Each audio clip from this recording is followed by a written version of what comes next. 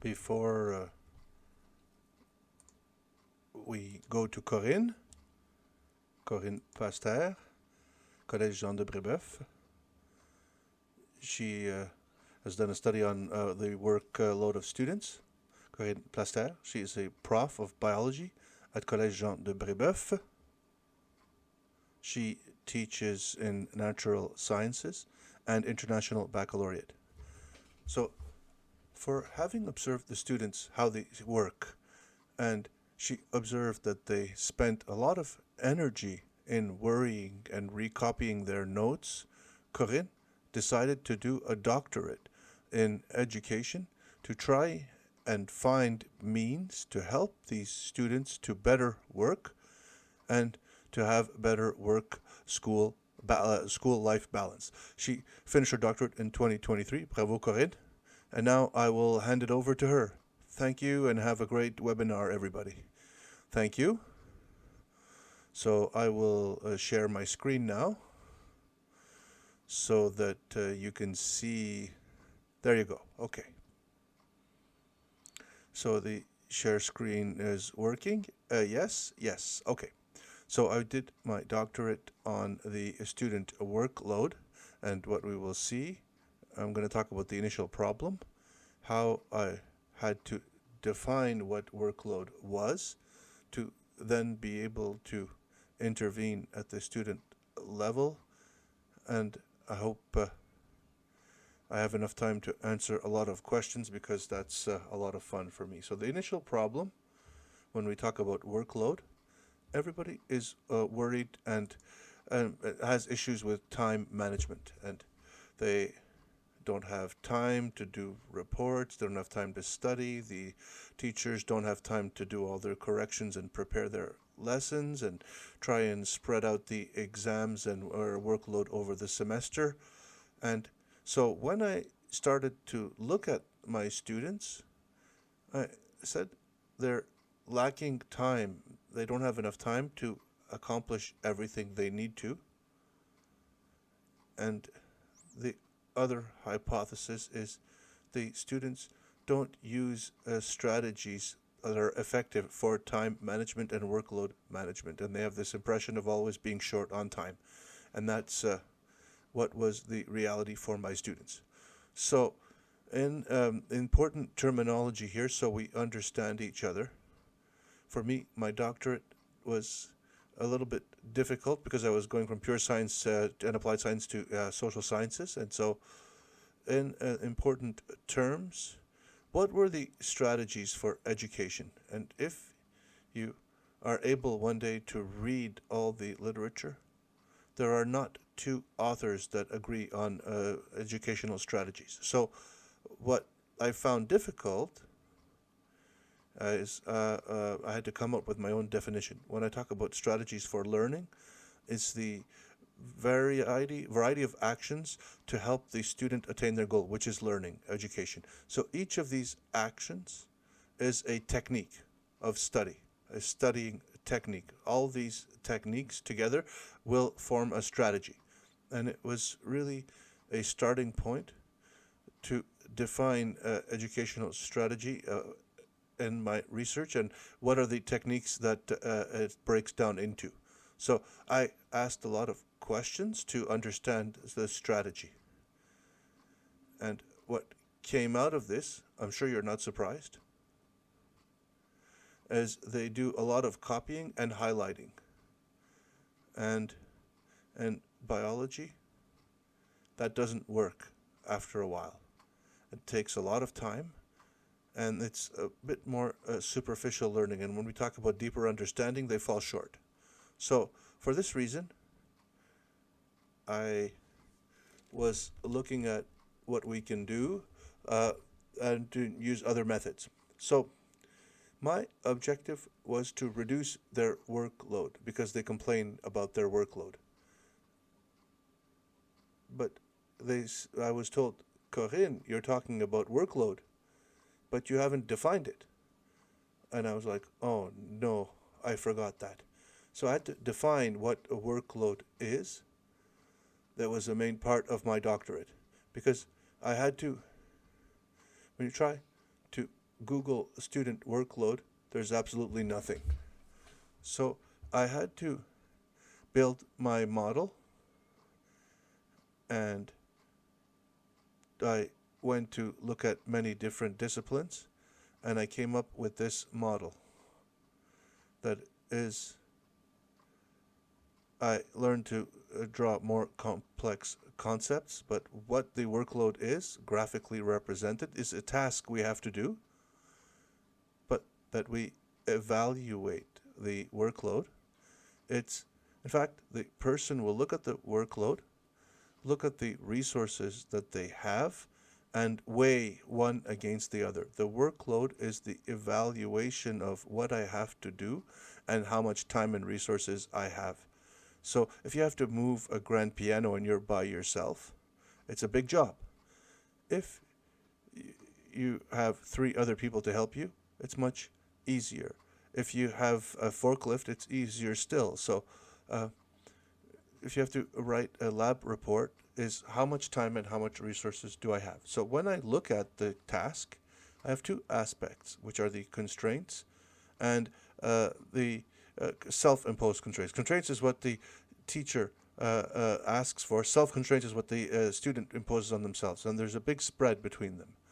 So I can ask my students, for example, to prepare an exam that they will learn this and that concept, and the student, what they do is they copy their notes with some colors and some scribbles and some drawings, and it doesn't really accomplish their task. But then they will say, I don't have time to accomplish but they're not doing it right. So when we think about, because they're not doing it right, but when we think about giving a task, they have to think about time and resources. We have the resources, external resources. For most teachers, external resources, documents, people they can go talk to, clear instructions, places to work, previous knowledge, their strategy, all that comes from them, and they will be able to put together their strategy. As a consequence of that,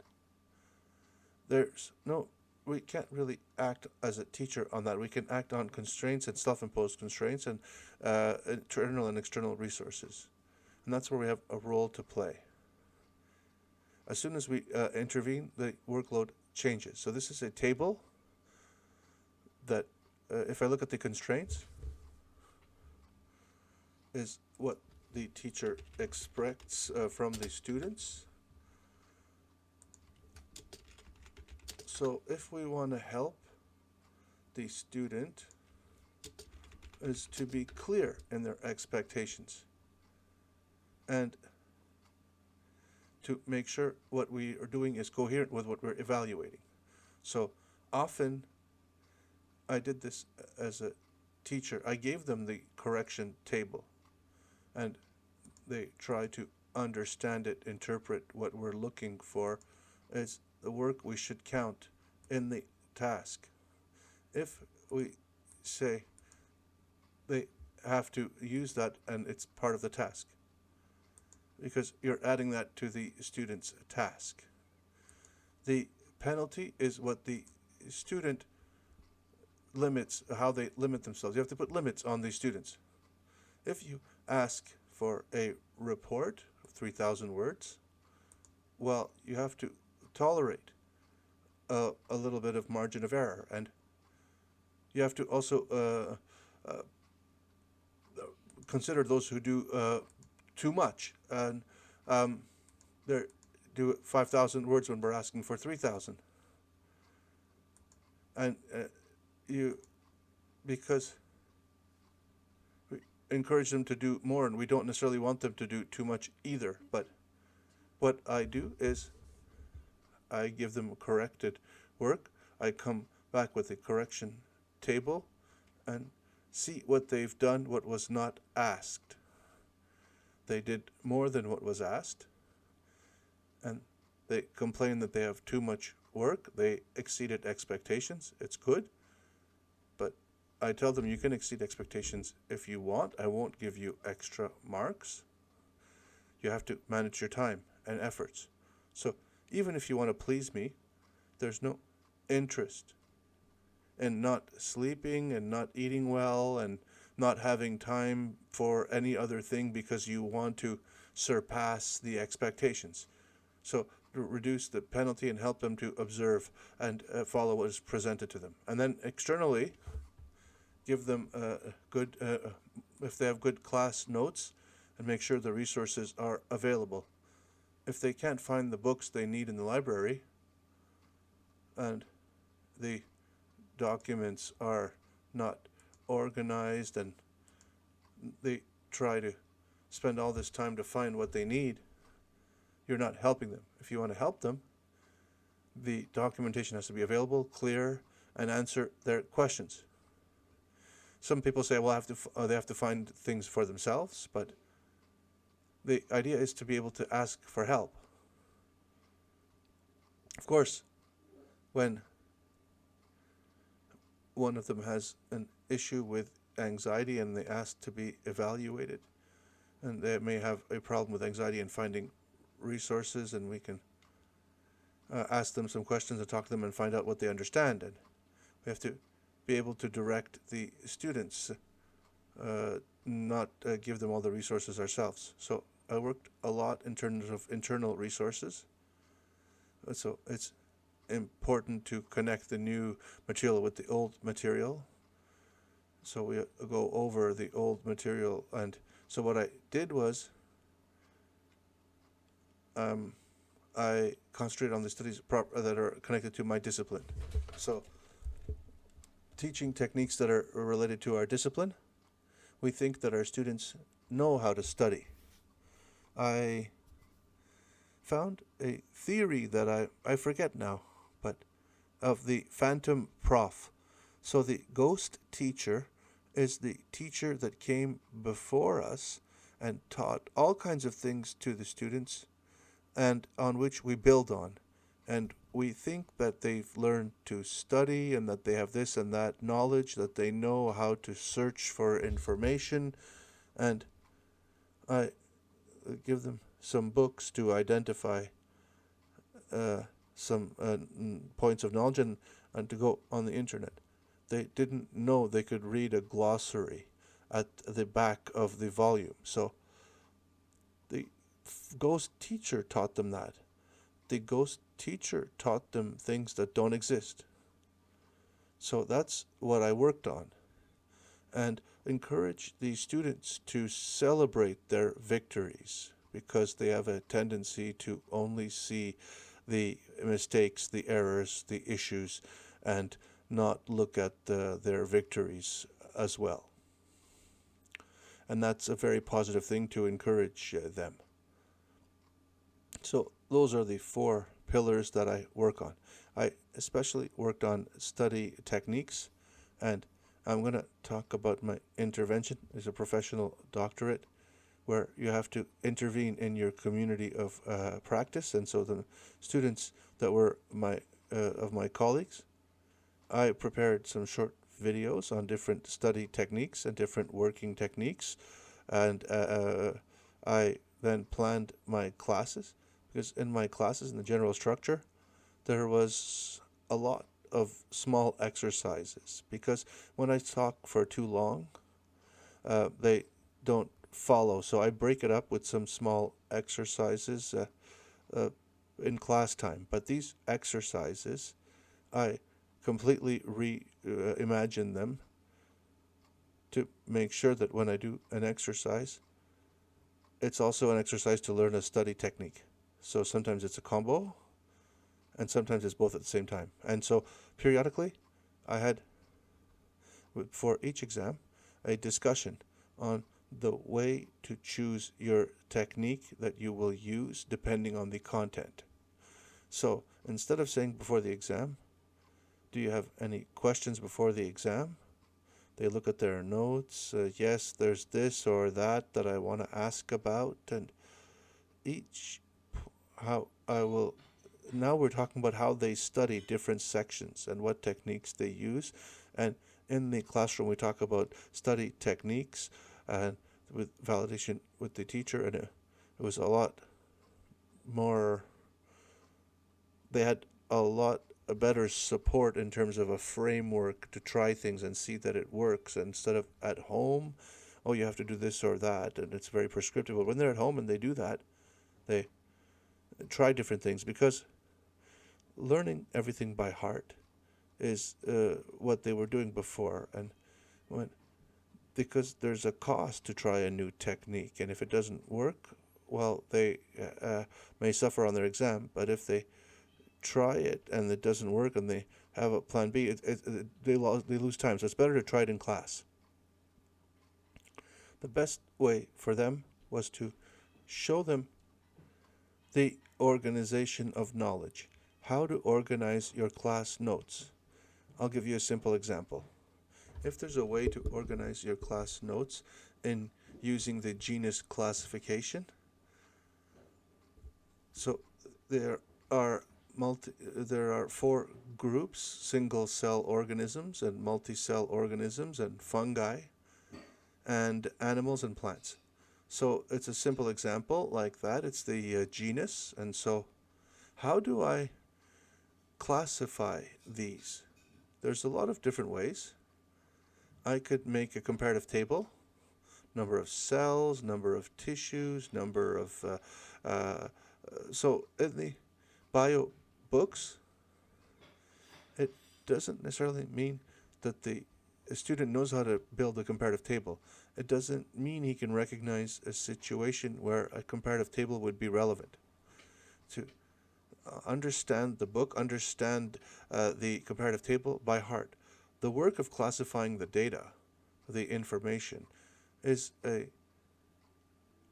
not so much a work of memorization, but a work of reading through the material and pulling out the important parts. So what I did was I gave them a list of words, and they had to enter them into the boxes and put them in order. So I didn't give them the words. I asked them to fill out the table. On another occasion, I said, we're going to make a table. I gave them the names of the columns, and they will fill out the columns. And at the end, I said, do you think it would be good to have a comparative table for this or that? Do it. So they took out this, they used this comparative table for that. So when I present the comparative table, they know what it is. And I tell them, we're going to use a comparative table when we have many objects that are resemble each other, and I want to highlight the differences. And so when I explain that, they understand this is how we use a comparative table. The most brilliant students will know this intuitively. The students who need more time, it comes to them later. So we have to really see the different level. The other thing is this dichotomy key. So are there many different tissues? So it's a like an algorithmic tree to identify things. The concept network, or it's a bunch of words with some arrows. It's a network of concepts. It's a flow, concept flow. So it's a bit less relevant, but this kind of technique, what's important is not just to draw lines between words, but to be able to put on each line what is the criteria that made me choose this or that. And if I can make groupings, I build these tables of concept tables, these concept networked concepts in class with these big pieces of paper on the wall. And what is the right way to organize it, the right one to help us understand? We all have different ones, so they are a bit worried, and we have to teach them that there may be many solutions to the same problem. And they may be a bit insecure because they're used to memorization, but they learn so much in doing this that I continue doing it. The hierarchy classification that we can use, these are things we can classify as a hierarchy, whether it be a timeline, levels of complexity, orders of magnitude, any kind of continuum like that. If there's a classification, the first time I give them the hierarchy, and then I ask them, do you think there's an order here? Is this the right order? What is the logic behind it? And I get them to find the logic behind what is before them, and they learn to look for this reasoning, this logic, and they understand the organization behind it. It allows them to learn much easier and much more efficaciously. And so it's something I use often. Annotated figures in biology, we see that a lot. When they took their book, they look at these annotations, they learn them by heart. What I ask them is to draw it themselves and to put annotations on it. Even if it doesn't look good, it will help them to learn much more intuitively. And for the students, the Venn diagram, we put things together, and where we have common areas and things that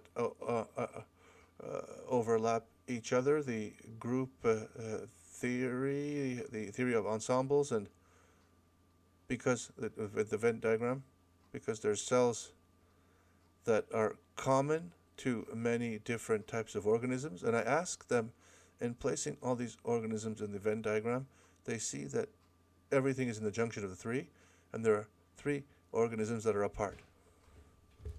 So they learned to connect them from with lines and what they have in common, and they learn how all of this is connected and how to regroup them. And so, how do I present this in the classroom? It takes planning, and I would say that it's done progressively. So we plan it, and so I did my semester, and every time there was an exercise, what could I do as a technique of study? What can I show? I plan my exercise with different study techniques, and every time I will tell them why I chose this technique. I chose the concept tree, and I will teach them how to organize data, the comparative table, for example. So that's really important. And the last one is something I hadn't thought about, but it's my thesis director, my doctorate director, told me if they want to see if they develop strategy, you have to let them choose their technique and see if it's the right one. So before my exams, I take some time where I say, we have done the cell and its parts. How do we study it? What shall you do? And I let them discuss as a group. That was magical. Oh, we can do a comparative table and do the list of, we can do the list of all the different parts of the cell, and we can do a Venn diagram, and they combine different techniques. One sheet with all the different parts of the cell with different techniques. It was wonderful. I was watching them go, and it was a great pleasure for me to see that they picked it up and just ran with it, and that's for me better than the exam, and so it really worked very well. So examples of different exercises, and I'm still learning from my colleagues some exercises and pair them with techniques of study, and today we're going to do it as a table. And so before the exam, so for concept trees, I do this with Post-its and crayons, and I say put them together and build your tree, your network. They sometimes don't know what words to choose. I give them the most important ones, and they have to fill in the blanks and become more autonomous in building the rest themselves. So the word association, that's really great. What I do is I put all these concepts in a chapter on little pieces of paper, and I take two or draw two from a hat. I give each of them 2 words, and those 2 words, they are in the same class. what is the linkage? How are they words related? So it's a chance. Light and photosynthesis, for example, it's random, but they'll say light serves photosynthesis, but that's fine. But the DNA, they have to find the relationship between an ecosystem and an DNA. They have to think, how am I going to go from this word to that word and connect them together? And they really learn that way. And I can say they leave the classroom, they've done their studying. They can study less at home. So I also did this. It works very well. So one pagers before an exam, I give them one of the papers and crayons and one of these one pagers. I say, you will do one poster that gives an overview of that chapter. Each team has a different theme, and how they're going to organize their data, they can choose.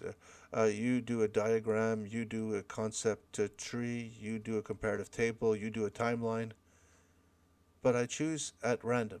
So sometimes things don't fit perfectly, and they have to really work to find a way to represent their concept, and we put the posters up on the wall and they present them. You don't have no idea how strong they work and how hard they work on this and how strong their efforts are, and they go home and they work on it and they're happy and they all compare the different posters they've made, and so they enjoy that, and it's a great exercise to revise before an exam. So now I get to the effects.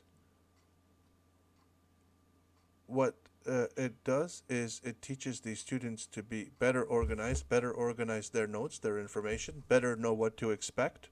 So when I tell them you have to create linkages, these questions, they will know what questions to ask, more comprehension questions instead of memorization questions. That increases their comprehension, of course, and that helps them. And then they will not copy their notes as much. I'm very happy about that. They will study more in depth.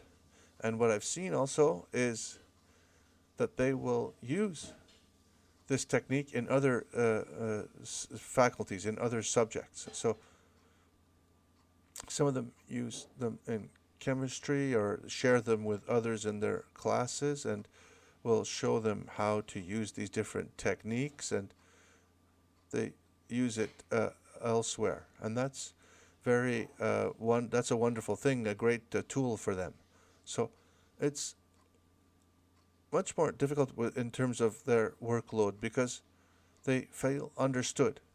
I know that the workload, we're going to work together to reduce it. They already feel some relief that somebody's listening to me. So they've all found that the workload is quite okay, and they felt confident coming into the exams because of the way they studied. The difficulty, and that's why I say it didn't have an effect on the workload, is they have difficulties letting go on penalties, because in colleges we have perfectionists. Yes, I'm going to do what the teacher says, but I'm going to still learn everything by heart. Or I saved my energy from biology, so I'm going to do more work in mathematics or chemistry. And so they have this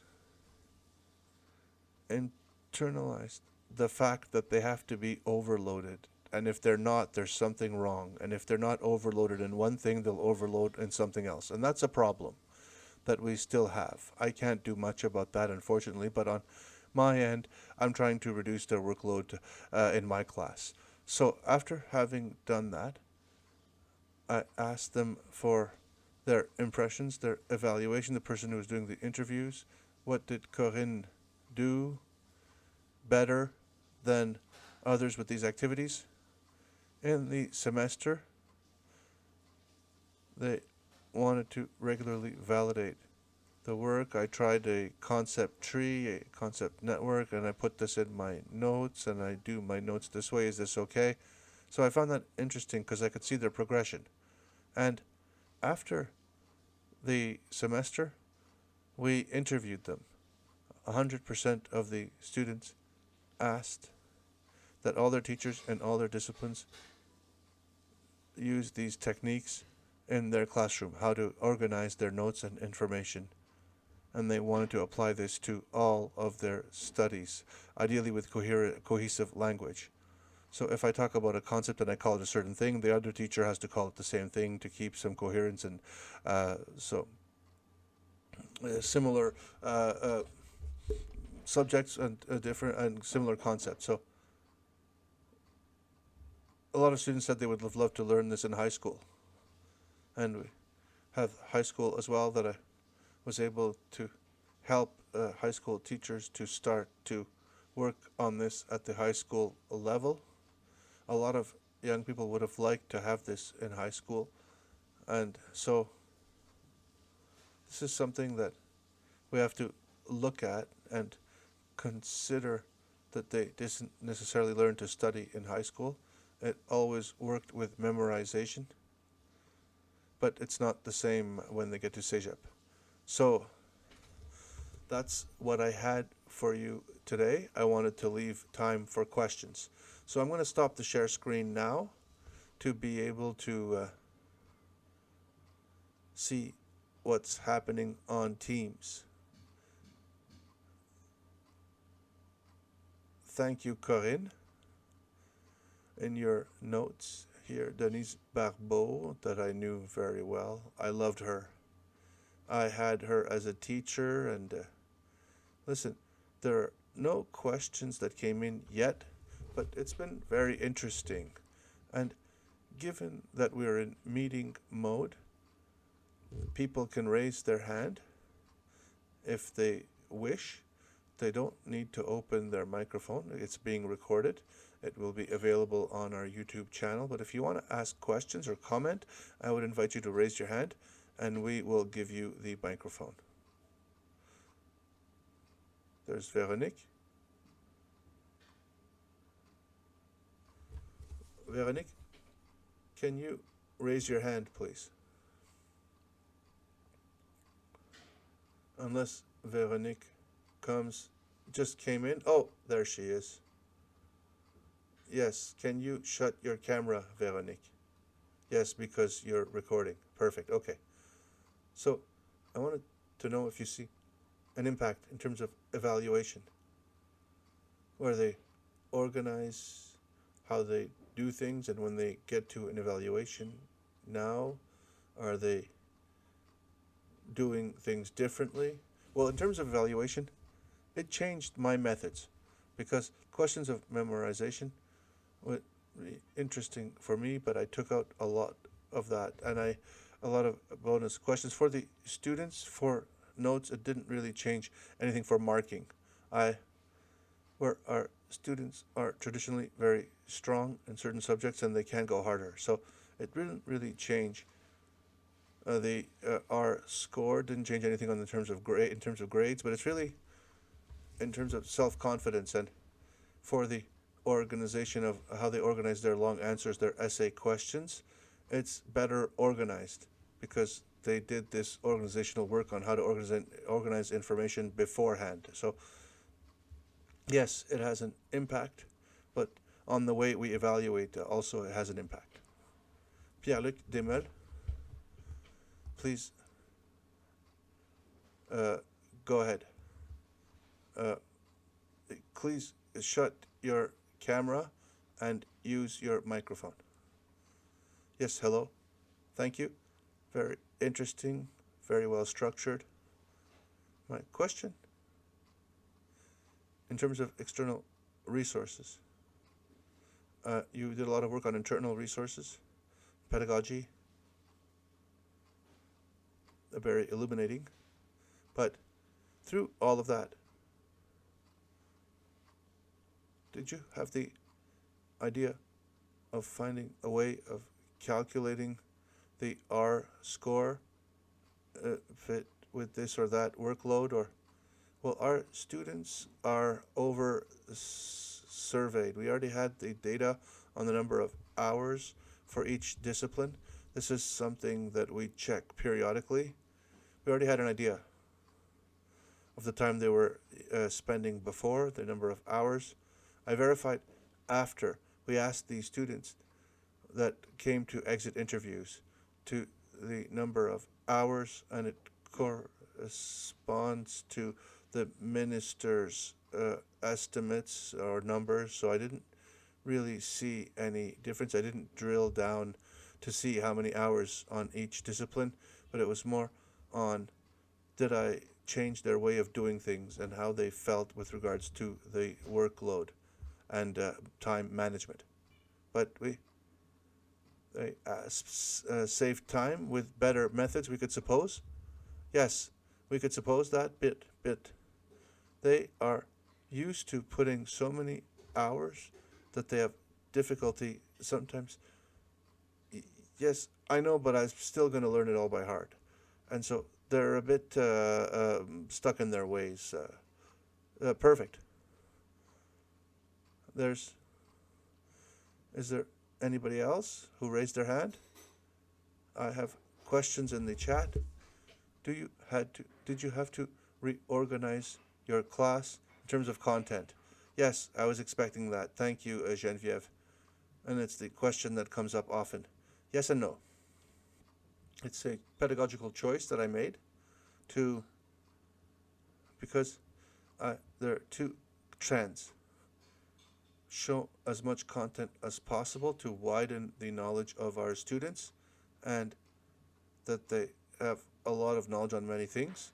And for me, it was the opposite.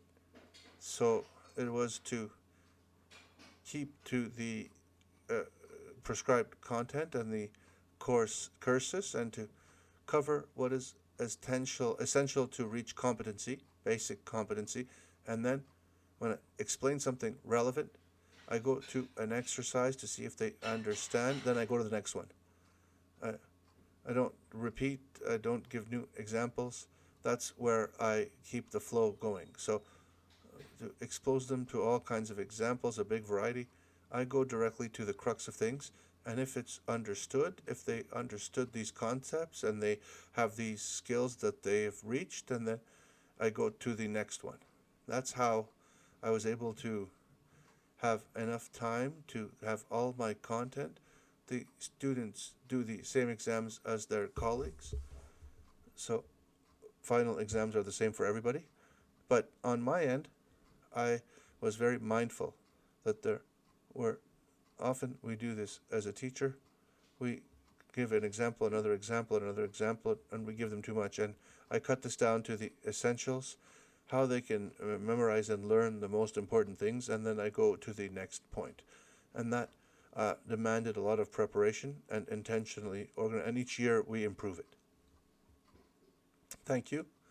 I was asking people, the participants, do you have strategies similar to what Corinne has talked about with your students that allow them to follow Corinne's work and the intentions she's trying to pursue? If you want to talk about it in the chat or raise your hand, we have a few minutes left. So I will let you think about it. I wanted to go through my presentation quickly to leave a time for questions or comments. If you have any strategies to share, we will be happy to hear them. So in literature or things you know about from the literature, things you want to share in the chat, or maybe you want to ask a question live about strategy, educational strategy. I can talk about a trick I used. T-shirts. Not this one, but I did a collection of T-shirts with the themes of my doctorate. So what I teach my students, one is to go fast, you have to go slowly. I have one that is celebrate each victory. So I have this whole collection of T-shirts, and they've been well received, and they know my thematic T-shirts. Stephanie, I'm happy to see you. Yes, we know Stephanie very well. listen, there's no more questions for now, so I think we will let people go a bit earlier to go have some coffee and enjoy some time for themselves. Thank you, Corinne, for this wonderful presentation. We will be able to see it on our YouTube channel, and I encourage people to go and see the video online. I hope to have the opportunity to meet you at the next conference. I have a question. If my research is a doctoral thesis at the Université de Sherbrooke, I try to regularly use these techniques to manage my time, to write an article for a pedagogical journal, and I've been trying for a while now, but I've been really busy. So I think that the thesis is on the University of Sherbrooke website. Okay, so do you want to give us the link, Corinne? I will be able to send it to me? Yes, and I will share it when I will share the slide deck with everybody. Can I have the title? The title of your thesis? Integration. I don't know the official title. It's been 2 years now, but it's a learning strategy is the title, Strategies for Education. Thank you. See you soon, Corinne. Thank you very much. Au revoir.